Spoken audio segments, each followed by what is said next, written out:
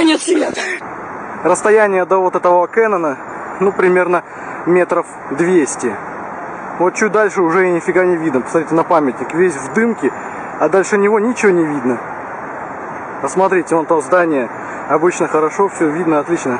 А теперь не видно на расстоянии 200 метров. Посмотрите, солнце еле светит.